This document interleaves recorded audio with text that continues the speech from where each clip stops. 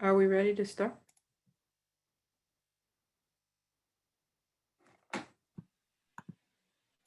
I think there's a green light to start, Trish. Yes. Louis, you're on mute. Thank you all for joining us this evening. This meeting is one more step in the process for developing the Hollister Ranch Coastal Access Program that was initiated by the California State Legislature. My name is Louis Michaelson, and I will be serving as the facilitator for this meeting. As a facilitator, I have a unique role to play. I'm not a subject matter expert, nor do I have a personal stake in the outcome. I'm here this evening only to serve you, all of you, in a neutral capacity. My job is partially administrative, keeping us on track, on time, and making every effort to spend the time together as effectively as possible.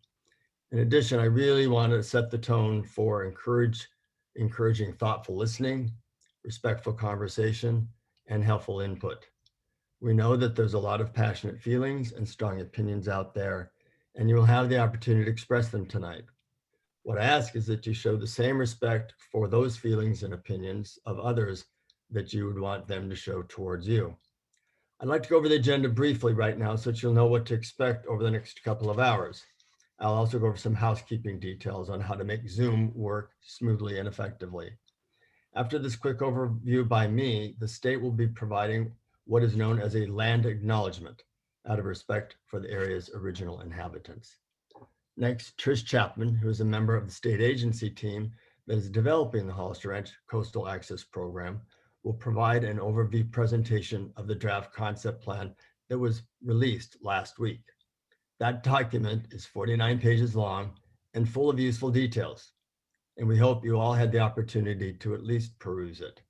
For those who did not, Ms. Chapman will be sharing a PowerPoint presentation that will give you a good idea of what you will find in that document.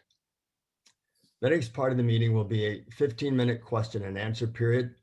I anticipate there will be more questions than time, so what I encourage you to do as you listen to the overview presentation when we get there is to use the Zoom chat function, and I'm going to point out in just a minute in case you're unfamiliar, and send me your questions. I'll be reading those during the presentation so that when we get to the Q&A session, I'll be able to read off the most frequently asked questions, particularly if they would clarify any areas of confusion about the contents of the concept document. The final portion of the meeting will be concurrent breakout room sessions based on the topics you all selected when you registered for the meeting. The majority of the meeting is intended to be spent in the breakout rooms to allow for as much dialogue as possible by as many people as possible. We put up the housekeeping detail slide.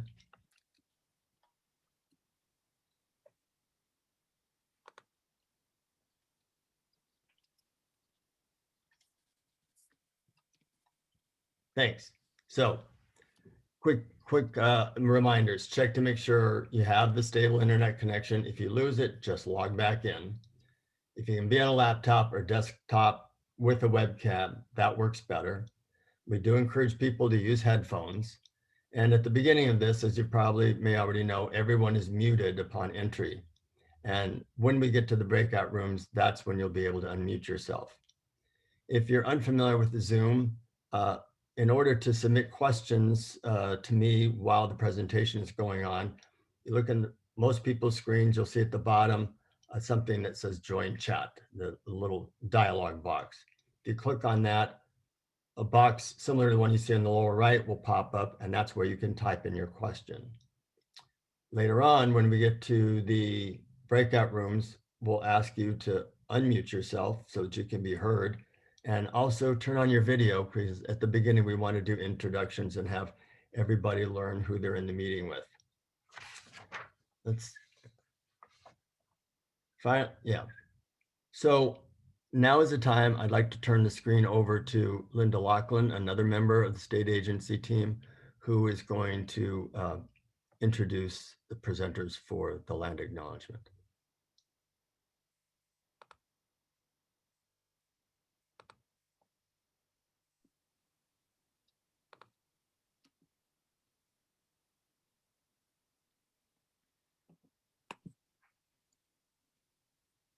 Thank you.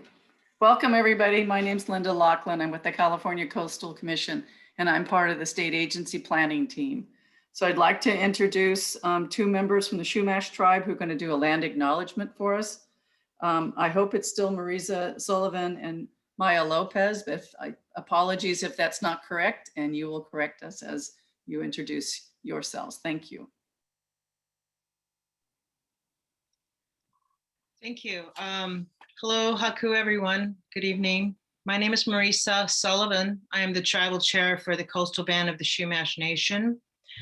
I represent people that come from San Luis Obispo, down into the Santa Barbara area, out to the Channel Islands, down to Malibu, and then out to the mountains towards Bakersfield. And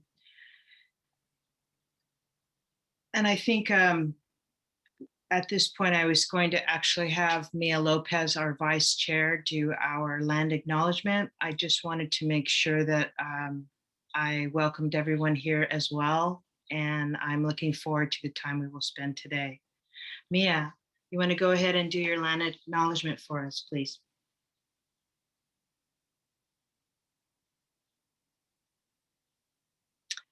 Let's see if we can give her a chance here. She's on her phone. Mia? Ah. Oh, she says she's muted. Okay, thank you. There we go. Thank you, Mia. Welcome. Aku kichishanti ke kikikich. Alisha Castro. Mia kakti. Kapapanish humoloki chumash stihi siukstan ke eswahil. Hello, friends and family. Good day. My name is Mia Lopez. My ancestral Chumash villages are Siuxton and Swahil.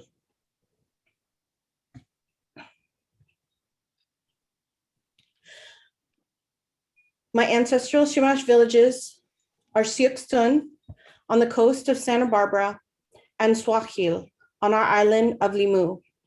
I'm a member and vice chair of the Coastal Band of the Chumash Nation and speaking today as a representative for our Coastal Band tribe. Before we begin, I would like to take this opportunity to ask you all to reflect on how the work you do here today and every day in your chosen fields affects these lands and the peoples of these lands that you live upon. I stand up today and give voice to the unceded stolen lands of the Chumash peoples. I ask you to acknowledge the Chumash communities, our elders, past, present, and future generations. These lands were founded upon exclusions and erasures of many indigenous people, including those on whose land your homes reside upon. As we work together to prevent further damage to these lands that support not only your livelihoods, recreation, and lifestyles, we remember that the Chumash people have been separated from these lands, unable to maintain livelihoods as we should, unable to recreate traditionally, and unable to maintain our traditional lifeways freely.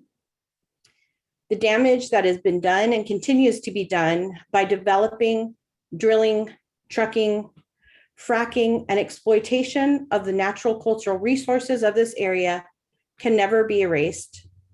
There is no mitigation that can make our communities whole again.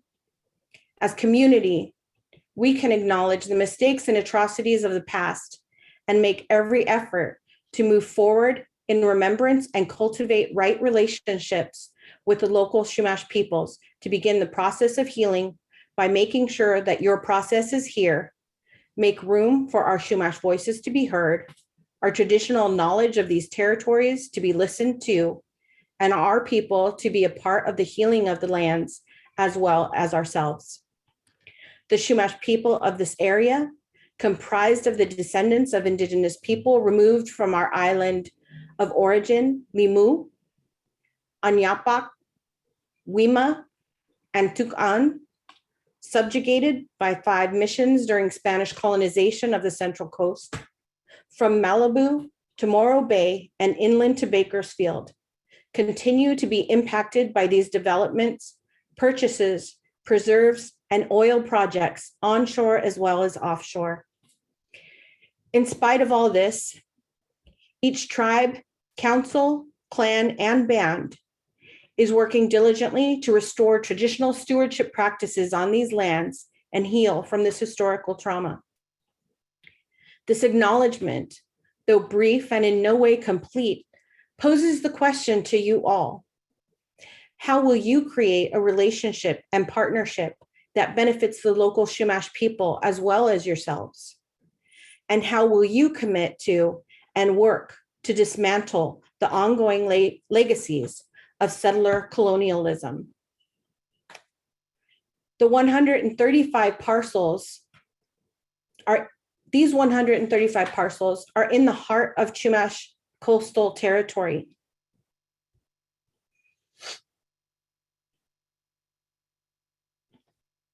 Please update the history of this land to include that history. Please help to educate yourselves and all those you work with to correct the history and help bring understanding to the laws that restrict our access to our lands. I would like to say the names of all our people, our names before we were called Chumash. That word is not even 100 years old yet, only established in 1924 by the anthropologist Kroberg. He had no right to colonize our name. Anthropologists and archaeologists today have no right to tell our history and our present. If you bear with me for just a moment, I would like to make sure that I include all of our Chumash people.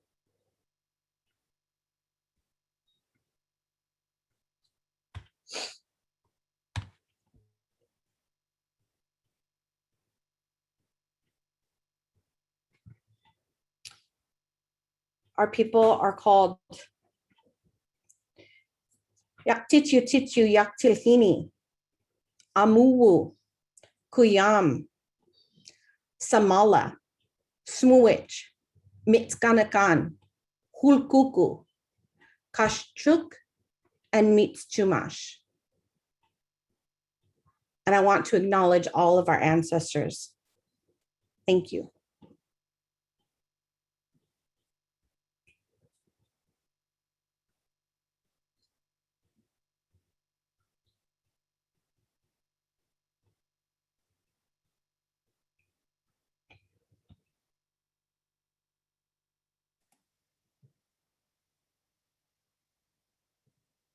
Thank you. Louis, are you? I'm not sure what happened to Louis, but Alex, let's respect people's time and move forward to the next item on the agenda, which is we're going to show a brief video, just a little bit of background.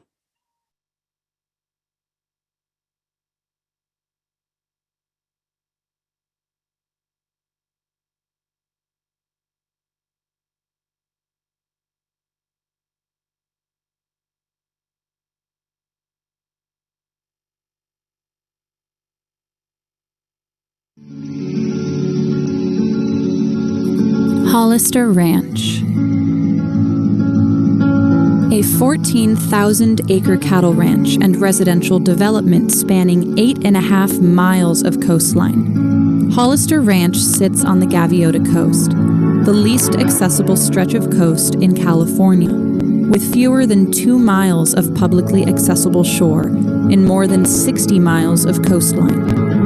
Nestled on the Hollister Ranch coast are 6 sandy beaches and some of California's most famous surf breaks. For decades, public access has been severely limited at this rugged stretch of coast. The land is privately owned, as is the only road providing land-based access to the beaches. Recent legislation requires the implementation of the Hollister Ranch Contemporary Access Program. 4 state agencies are leading a stakeholder-driven process to create a program to provide public access that respects the unique resources and conditions along the Hollister Ranch coastline, as well as the rights of property owners. Over an 18-month period, members of the public, including surfers, ranch landowners, environmentalists, Tribal leaders, community organizers, and others are coming together to work through difficult questions. How do people want to access the Hollister Ranch coast? How can the safety of visitors be ensured? How will private property be protected? Will public access impact the ecological value of this place? How will opportunities to visit Hollister Ranch be fairly and equitably available? Through this collaborative process, we are aiming to develop a program that balances the public's right to access the coast with property owners' rights, while preserving the character of the land. Thank you for participating in this process. Your thoughts and ideas will help shape the public's ability to access this very special piece of the California coast for generations to come.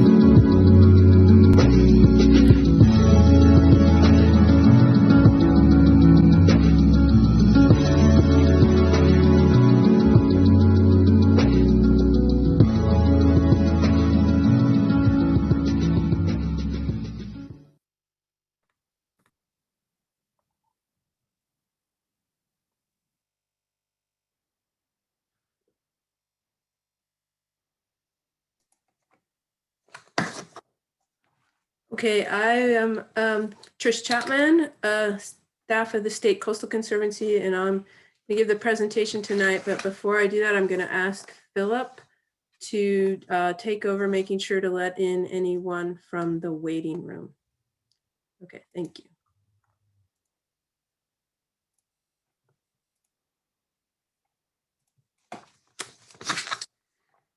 Today, I'm going to present to you the conceptual level Hollister Ranch Coastal Access Program.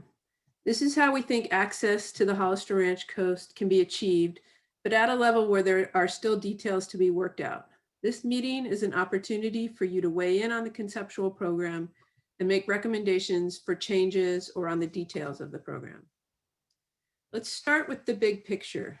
We've heard from many people with different perspectives on this issue that the coastline at Hollister Ranch offers a unique and high quality coastal experience. With the Access program, we are seeking to retain that high quality experience while making it accessible to the public. We propose providing a somewhat rugged rural beach experience that matches the surrounding landscape. As a result, the conceptual program does not include a lot of amenities. In this program, we also want to acknowledge the great cultural importance of this landscape to the Chumash people, and we want to make sure that access to these beaches is done equitably. Here's the 30,000-foot view of the program. It will have two phases. The first phase will last for 2 years and will focus on testing and refining concepts of public access. After this initial phase, the program will move into its long-term implementation mode.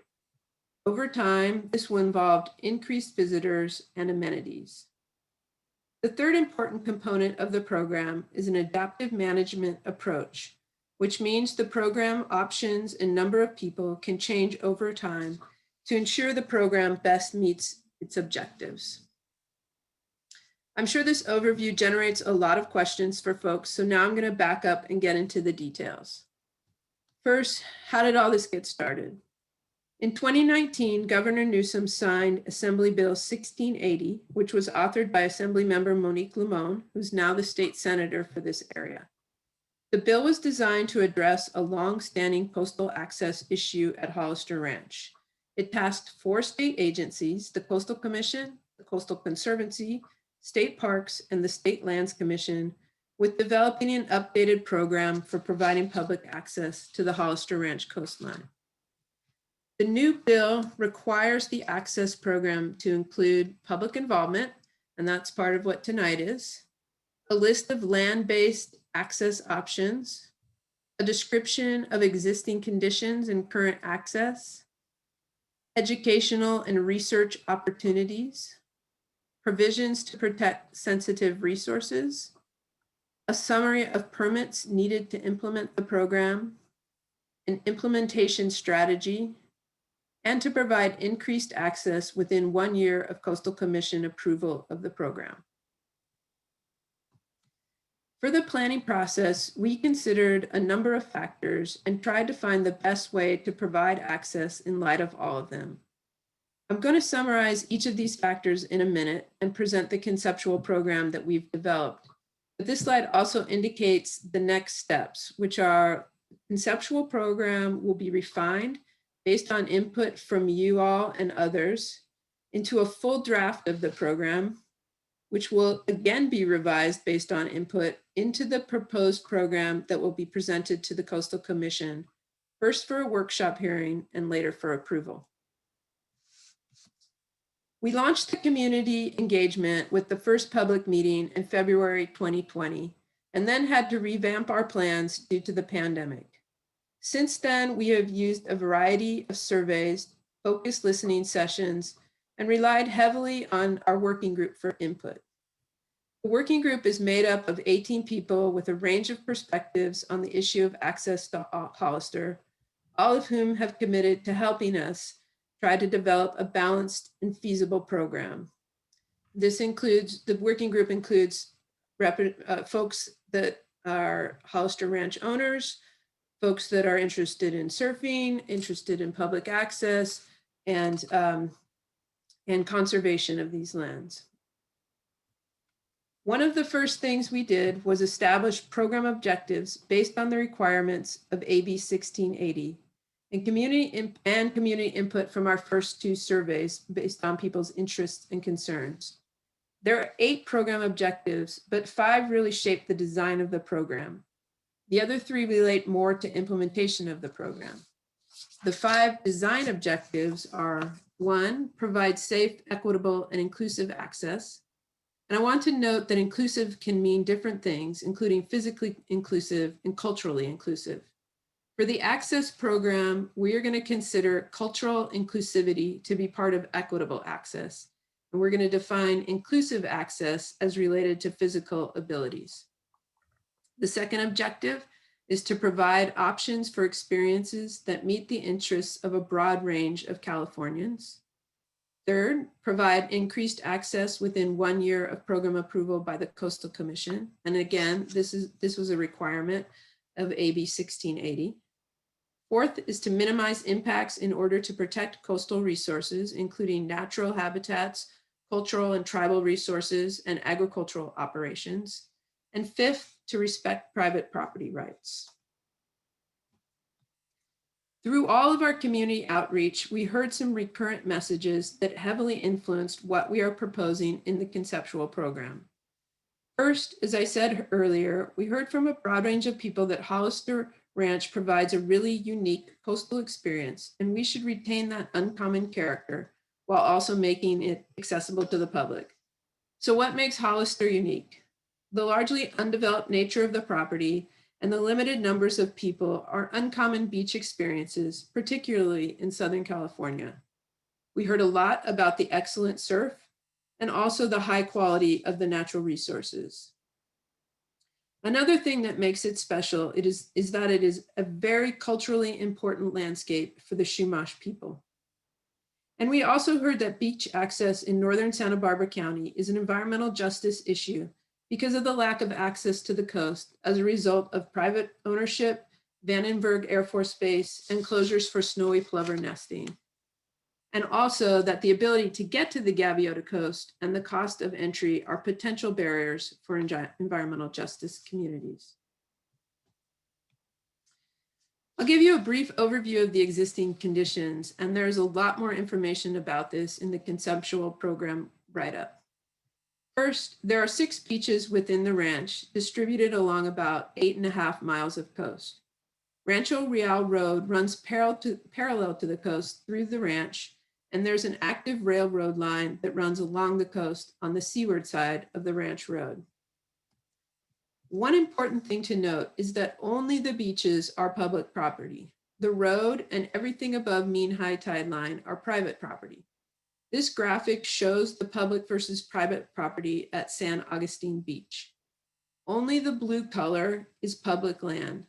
The tan color is owned by the Hollister Ranch Owners Association, the red by the railroad, and the green by individual property owners. In order to provide public access to the beaches, we will first have to acquire access rights over Rancho Real Road, the road that parallels the coast through Hollister Ranch. And I'll talk more about that later. The coastline varies between narrow bluffs, narrow beaches backed by tall bluffs, to broader beaches with more gentle bluffs. There are high quality natural resources all along this stretch of the coast, but the most sensitive are the tide pools at Alegria Beach and the estuary habitats at Agua Caliente, Alegria, and Drake's beaches. There are also cultural and tribal resources all along this coastline. The details of these resources are kept confidential in order to protect them. One key consideration in crafting the access program is the constraints to providing access, and there are a lot of them. Hollister isn't an easy place to provide access to. Key constraints are the distance. It's almost 10 miles on the road from Gaviota State Park to the westernmost beach. The road itself is a constraint. It's windy and narrow with blind turns. There's a cattle operation on the ranch that frequently operates on and adjacent to the road. There are a lot of sensitive resources, including natural, cultural, and tribal resources. There's hazards like the railroad and erosive bluffs. There's a lack of cell phone coverage, which limits emergency response. And there's also a lack of water and sewer infrastructure for providing restrooms or drinking water. Our conceptual approach was developed in consideration of all this. In order to help retain the unique character of these beaches, the program recommends limits on the number of people allowed to access the beaches each day, providing a more remote and rugged experience. We are not trying to create the same experience as at the 3 nearby state beaches. This means the program envisions minimizing amenities to those that really reduce impacts, like restrooms, trash, and recycling bins. We recommend a program that starts small and builds up over time in terms of the number of people and breadth of experiences, based on demand, management capacity, and continued ability to manage impacts. The conceptual program recognizes the great importance of this landscape for the Chumash and recommends a specific component for tribal cultural access. And the program also includes specific recommendations to ensure equitable access. Before I get into the details of how access would be provided, I want to talk about 2 key elements of the program, starting with infrastructure. Excuse me. There are some key pieces of infrastructure for the program that will be developed over time. As I said earlier, the Hollister Ranch Road is a private road, and in order for the public to access the beaches, the state will need to negotiate with the Hollister Ranch owners to acquire access rights to this road. This could be a lengthy process and could delay the start of the access program. Restrooms, these can start as porta potties and be upgraded over time, but we do not anticipate them ever being flush toilets due to the lack of water infrastructure. It's envisioned that at some point a staging area would get constructed nearby, probably on Gaviota State property, but not necessarily.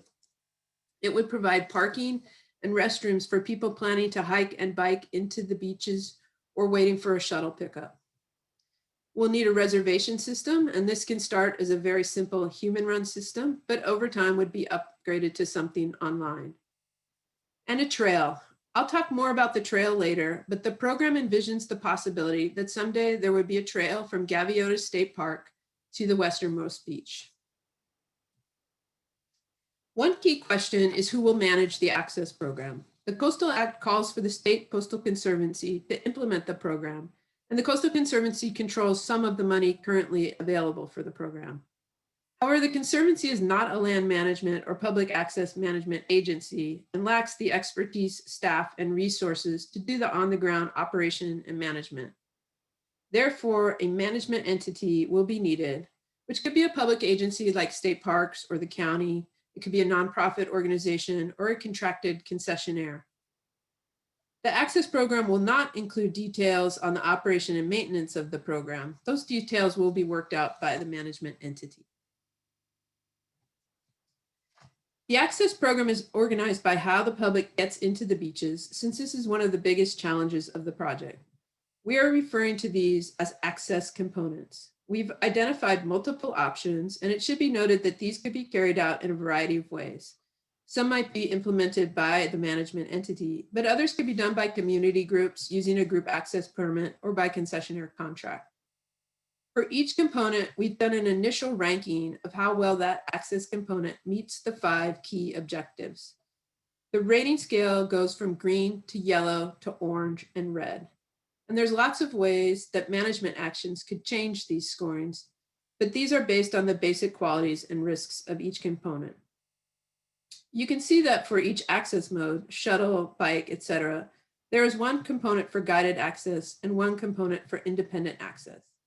Guided access refers to group access where there is someone in charge who is familiar with the site and helping to oversee the group. The guided activity can be anything: surfing, walking on the beach, bird watching, environmental education. But the use of a guide is one way to reduce the safety and environmental risks of access to the ranch beaches, and therefore guided access can be implemented with minimal other management and infrastructure improvements in place. So it can be implemented sooner than independent access, and you'll see this difference reflected in the scoring for each component. The main downside to guided access is that people are restricted to the group's timing and activity. Plus, it is dependent on having paid or volunteer guides. Okay, now I'm going to go through the various access components. A shuttle system addresses a lot of concerns for the program in terms of safety and potential impacts, but it would be expensive to operate and may not be feasible on a regular basis or a sustained basis. I'm going to talk through the scoring for shuttle-based guided access in detail so you'll understand the rating process better, and then I'll go faster through the other components. You will see that we have rated the shuttle-based guided access as green for all but one of the objectives. Also, you can see that we have broken objective 1 into its 3 separate components: safe, equitable, and inclusive access. For safe access, the driver will know the road and its challenges, plus having a guide reduces safety risks on the beach. In terms of equitable access, the conceptual access program calls for free shuttle pickup days in northern Santa Barbara communities like Guadalupe, Santa Maria, and Lompoc. This component and the Chumash cultural component are the only ones that we rated as green for equitable access. All of the other options can be made more equitable, but we've marked them as yellow as a reminder that achieving equity will require a sustained commitment by the management entity. Guided options for a range of physical abilities are possible, and so we have scored this one as green. But I want to acknowledge that some guided experiences might not be physically possible or appealing for everyone. For instance, one-way beach-to-beach guided hikes could be done as part of a shuttle-based access, but not everyone would have the physical ability to walk a mile or more on the beach. Oops, wasn't supposed to click ahead. Sorry about that. Experiences. Again, the guided activity can be a whole range of experiences, and you'll see that we rated this objective as green for all the access components. We believe that once folks get to the beaches, lots of experiences are possible. In terms of getting access within 1 year, every component has half the circle red. As I've said, any form of access is dependent on securing the right to pass over the private property to the public beach. The legal process to obtain those rights will take longer than a year, and so this circle is half red. But we might be able to negotiate a temporary right to use the road while the legal process is underway. So the other half of the circle is rated based on the assumption that the property rights have already been acquired. For a shuttle, once we have the right to use the road, very little would be needed to get started with guided access, so the other half of the circle is green. In terms of minimizing impacts, this component provides very controlled transit into the beach and a guided experience at the beach. The shuttle also creates an opportunity to educate folks during the drive about what's unique about Hollister and why they should want to be protective of the resources. In terms of respecting private property, again, this is a very controlled approach. With independent access, a shuttle would take people in and out from the beach, but visitors could do whatever they want while at the beach. This freedom creates a bit more risk for impacts to coastal resources or private property and will require management steps to control that. And so it is less certain that it can be implemented within the first year. Another way to get into the ranch is by bike. The biggest constraints to bike access are the potential risk of a conflict between the bikers and the cattle wranglers, as well as with cars. We think that biking in can be done in a safe manner, but it will require coordination with the cattle operation. And so we anticipate that it won't be every day, but rather on particular planned days.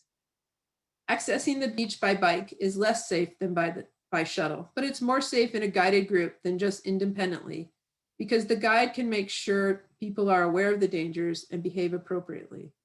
This is reflected in the scoring.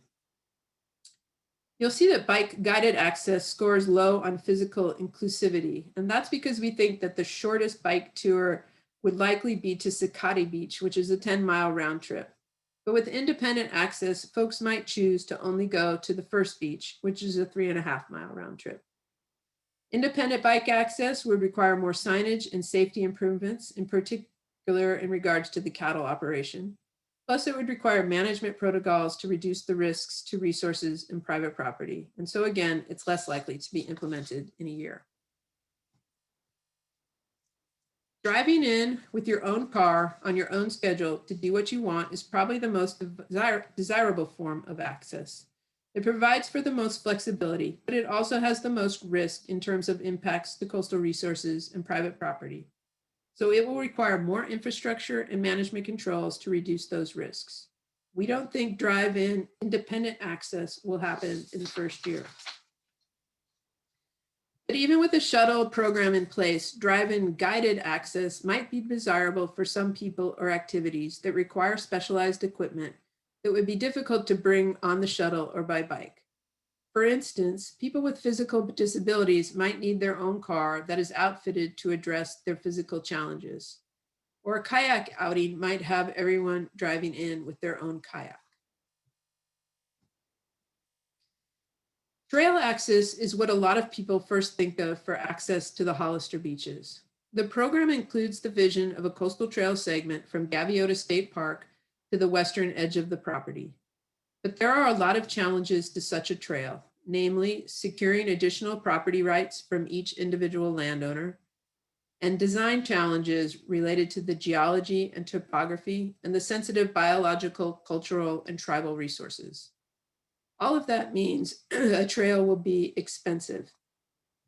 Given the distance involved, almost 10 road miles to the western beach, trail access won't work for a lot of people. The trail could be designed to also serve bikes and or horse equestrian users, which would increase the potential number of users. But that decision will be determined through a future planning process. Design and construction of a trail will be pursued when it makes sense from a management and financial perspective. An important component of the access program is to provide cultural access to the Hollister Ranch coastline for the Chumash people. This component would allow drive-in access for individual and group cultural activities. This component would be open to identified members of Chumash tribes recognized by the California Native American Heritage Commission and will allow some activities associated with Chumash cultural practices that won't be available to the general public.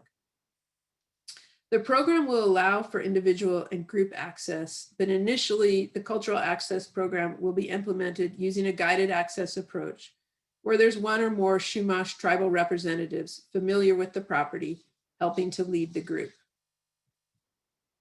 So those are the components of the program, the access components. And now I'm going to talk about how it would be implemented. The conceptual approach proposes that the program be implemented in 2 phases. But before access can begin, there are some critical project initiation steps that need to be completed. I've already talked about securing the access rights to the road, and I'll talk about the others in a minute. Phase 1 will focus on testing out and refining access concepts. It would start with guided access and small numbers of people and expand from there. Phase 1 would last for 2 years. After this initial testing phase, the program will move into its long-term implementation mode. Over time, this may involve investment in longer-term infrastructure like more permanent restrooms and parking, a reservation system, and eventually a trail. Phase 2 also includes continued expansion of the number of visitors and the amount of independent access. The third important piece of the program is the adaptive management approach, which again means that the program options and numbers of people will start small and increase over time, and can be adjusted to ensure that the program continues to meet its objectives. To help achieve the balance between increasing access and retaining the character of the place and minimizing impacts, the Coastal Conservancy and the management entity will form an advisory committee that includes community participants from a diversity of backgrounds and perspectives to help advise program assessment and adaptive management adjustments. So here's a summary of phase 1. And I want to talk about capacity for a minute. One big challenge of the proposed access program is how to allow meaningful public access while maintaining the unique character of these beaches, the character that makes people want to visit them. We know that the number of people is a big concern for many people. The existing access plan was adopted in 1982, but never implemented, and had a limit of 100 visitors per day in phase 1, increasing to a maximum program limit of 500 people per day. We've used these numbers in this conceptual draft as a first draft, but we will be asking you to consider this question in the breakout groups, and we will be seeking input on it from the large number of people on our email list following this meeting. Phase 2 starts in year 3 and will continue with the phase 1 access components, but it also includes someday the construction of a coastal access trail. Phase 2 will increase visitor access and amenities based upon program objectives and using the experience of phase 1. Program expansion will happen if there is demand for increased access, the financial capacity to manage the larger numbers, and successful management showing that impacts are being minimized. Maximum capacity in phase 2 would be 500 people per day, contingent on the factors I just mentioned. The management entity will set and revise the daily limit as the program evolves, and the advisory committee will provide input on this. So how do we get this all done? I've already discussed some of the important steps. We need to secure the rights to the road. We need to identify an organization to do the on-the-ground program management, and we need to form an advisory committee. The management entity, in collaboration with the Coastal Conservancy, will need to develop a financial plan and a phase 1 implementation plan. We have not yet developed the list of permits that will be needed for the program. We think that initial testing of guided shuttle access or guided bike access can be done with few changes, and possibly, really, we would only need to provide porta potties, and this testing may not require permits. But some of the envisioned infrastructure would definitely require a coastal development permit.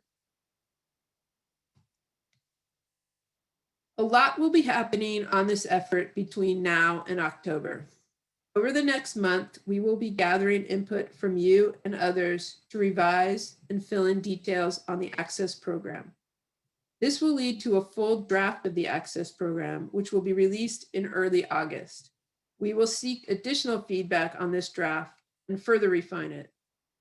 In October, we will present the proposed draft access program to the Coastal Commission at a workshop during their October meeting. This meeting will be held from October 13th to 15th in Santa Barbara. No decision will be made at this workshop, and tentatively the workshop is scheduled for October 14th. We will send out reminders about all of this to people on our email list, and anyone who attended tonight's meeting will be added to the list if you're not already on it. So thank you all for participating. Alex or one of the co-hosts, could somebody drop the website and the email address into the chat? You will find out a lot more information about the program at the website, including the conceptual program write-up. And please send us your comments and ideas to the hrcap.stakeholders@gmail.com email address. You all also have my email address from registering for this meeting, so you're also welcome to send things directly to me. And that concludes the presentation. Thank you.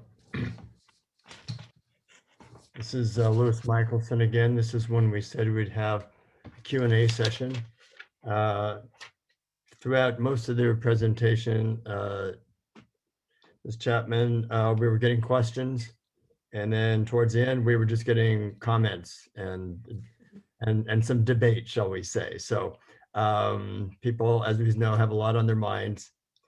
Here are some, I would say the most common question I got from people was about safety. Someone observed that it did not appear that, at least initially, when you went over the main objectives, that safety was acknowledged. And we heard from a number of people about their concerns about safety. So how is safety being factored into this plan? Is it, I guess that's the question. People are concerned because a lot of people know about the conditions out there. Mm-hmm. So safety in terms of on the road is a very big concern. There will definitely have to be signage and depending on the access mode, other improvements along the road. It's one of the reasons that shuttle access scores so well on safety. Safety is one of the components of objective 1.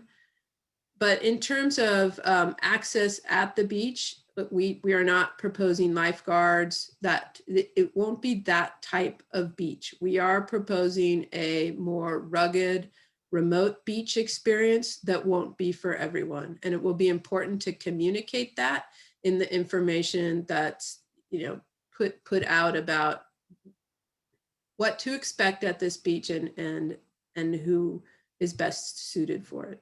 Okay.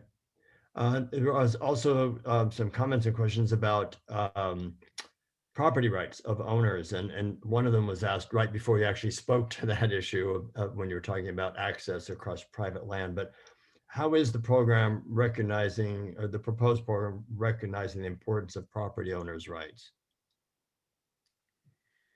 Well, it's one of our objectives to respect private property rights. It's an important goal. But in order to provide access to the public beaches, we will need to secure rights over the road. And we hope that we can do that in a cooperative, negotiated approach. But there's other options if we can't. Okay. The property owner rights came up both in terms of the access laterally across private land, but also in terms of if a coastal trail is established, how much that concern about how much that might actually infringe upon private property rights. I don't know that you have an alignment in mind yet, do you? No, we do not. I think the thing that I would say about the coastal trail is it's further down the line. There will be a lot of work that would have to occur, more public process before that would happen. Yeah, and but it would require rights over the individual property owners, and maybe at some points over the owners association property. Okay. And where it can be routed on the beach, it would be. Someone asked, would eminent domain be used as a resort to get access on the road? We hope not, but it could be. Okay. There were some other questions regarding impacts. In fact, a lot of questions or comments about access, and I guess a certain amount of concern or trepidation that you won't be able to reduce let's put it this way. They said, what if you begin to observe negative impacts? Is there a plan not just to continue to expand, but perhaps halt or even reduce access in response to negative impacts? Yes, that's what an adaptive management approach would mean, is that, you know, you can, if you start to see impacts, there's a couple of different ways to deal with it. One is you can reduce numbers, but you can also increase management activities to help address impacts. So one way or another, something would change to address those impacts. Mm-hmm. Specifically, when you're talking about the different access components, someone was curious, is it certain that some form of all access components will be implemented, or is it possible that a particular access component might not ever be considered feasible?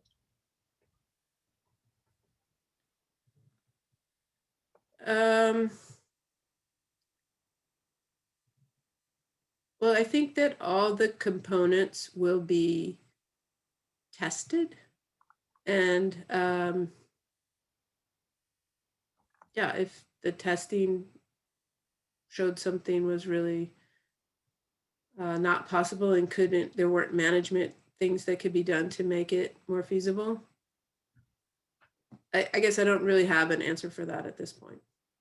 Yeah, I mean, it's worth pointing out that this is the conceptual part of the program. There's more development to come on many of the operational aspects, but there was a question I'm trying to keep up. They're starting to fly in now. I'm trying to keep up with them. As far as how will that assessment be done, and how will those adaptive management evaluations, and against what baseline? Yeah, so that has not been established, and we do have a few breakout groups that are going to talk specifically on that topic.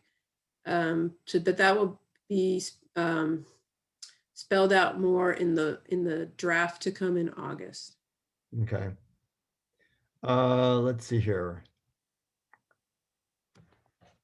I've answered most of those questions. So there's a concern about, I guess I would call them irreversible impacts, things that while you're doing the testing and doing the initial programs, that perhaps something could be harmed in such a way that there wouldn't be a way to recover it. So in adaptive management, how do you handle situations like that might occur?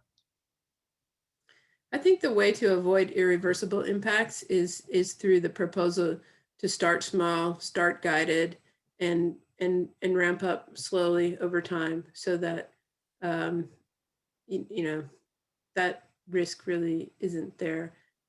And to implement steps that might be needed to protect highly sensitive resources, et cetera. Okay. I think this might need some clarification. The question says, you noted that the public beach is below the mean high tide line. It says, where do members of the public go from medium to high tide? Do they get to trespass on the private property above the mean high tide line? That sounds like they're afraid that the access line changes with the tide, but the high tide line is a relatively fixed point, right? Do you understand? I'm not the best person to answer this, but I think relatively fixed is correct. But I think the question is about, you know, like, how do you get maybe from the road to the public part of the beach? The access rights that get acquired would have to include that, and it may also include some rights to, like, what we call, like, the dry sand portion of the beach. Right. But Trish, if you'd like, I could jump in with the more technical answer, but only if you'd like. About the mean high tide line? About mean high tide, yeah. No, I think it's okay. Thanks, Alex. And I don't know if this was acknowledged, but my understanding is that if, in fact, the water is high enough that it's to and above the high tide line, then essentially there is no beach for the public to access, correct? Or not? That's right. You mean no, much of the coast at high tide, there is no beach. But at low tide, all of that is public. Right. where the beaches are narrow like that.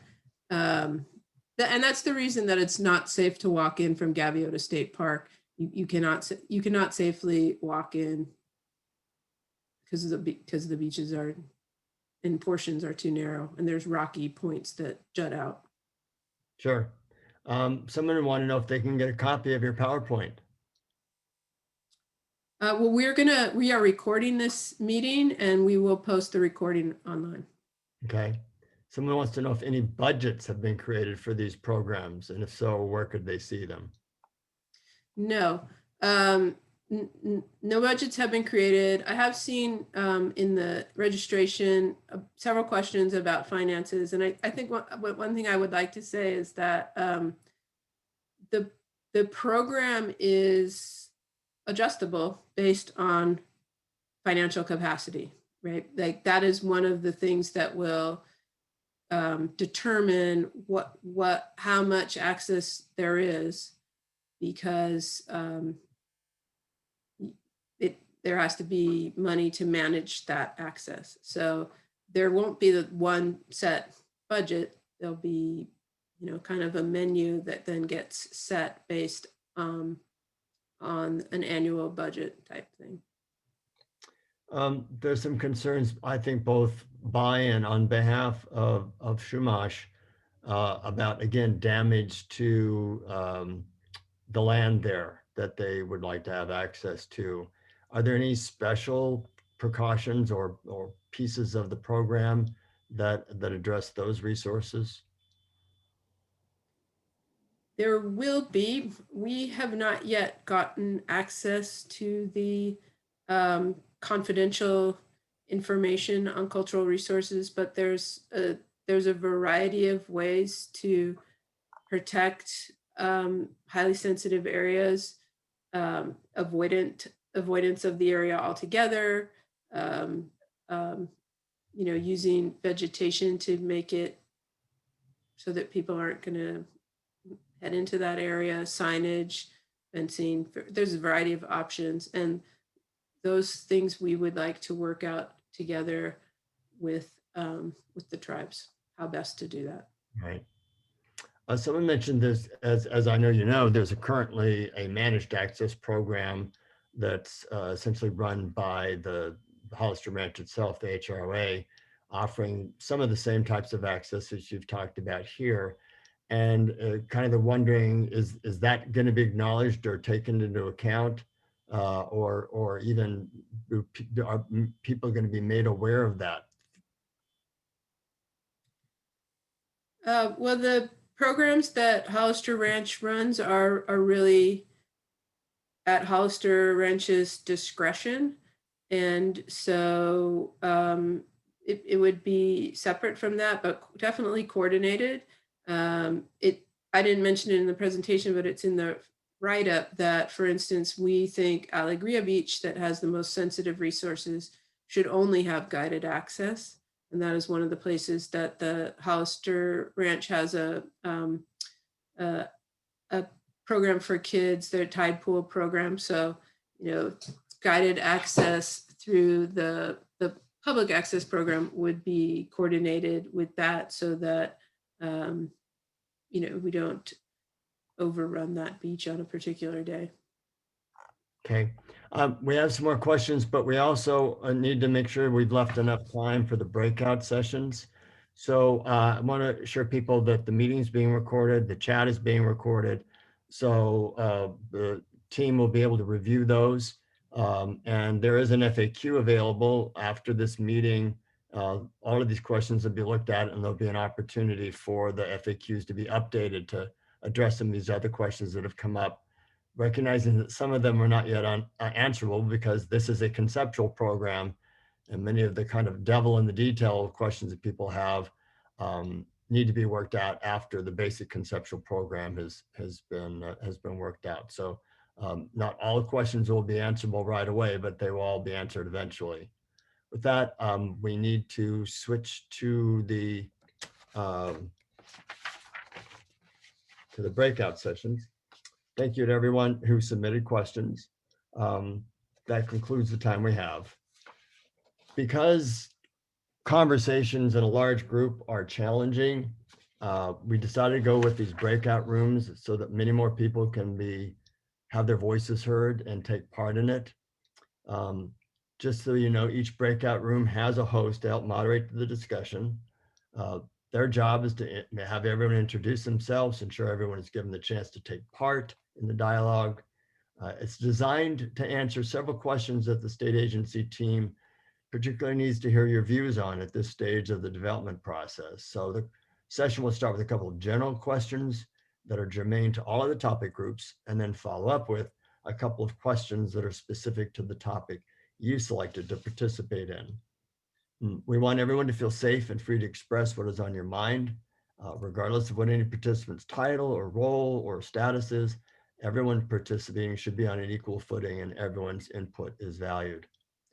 Near the end of the breakout session dialogue, each group will be asked to see if there were any common themes or emerging common ground that you may have noticed. There may not be, but if there are, it'd be nice to capture what that might be.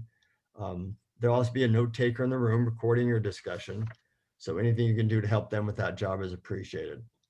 Perhaps the most important thing is for only one person to speak at a time and to take turns so that everyone has a chance to speak.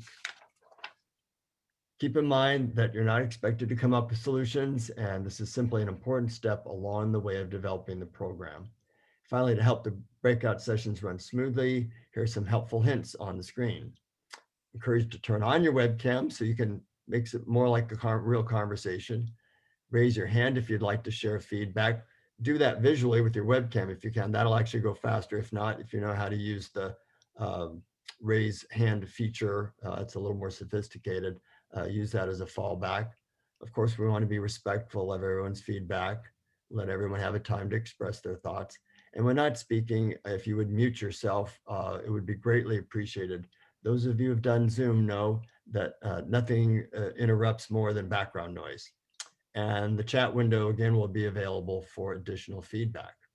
So with that, we are ready to give Jacob and the team their time to move you all to your breakout rooms. And thank you so much. Thank you, Louis. I appreciate it. Jacob? Mhm. There's a few rooms with very few people that I think we should combine into other rooms. Yes, what you were saying doesn't reflect the edits that I've been making on my interest. So I have most of the rooms equally laid out, and they're all really great sizes for great, meaningful conversations. So I will now click open all rooms. So everybody who may not be aware with breakout rooms, you'll be automatically teleported to your breakout session. And so have fun, be respectful, like Louis said, and we really do appreciate everybody's time tonight. Thank you so much.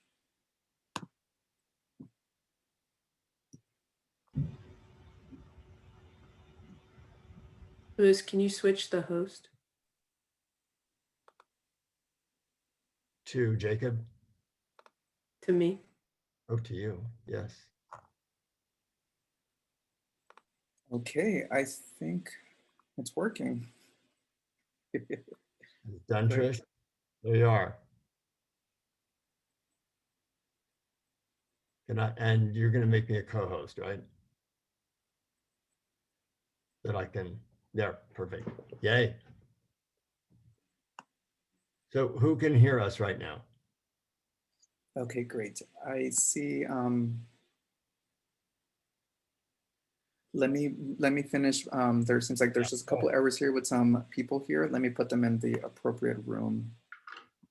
Patrick.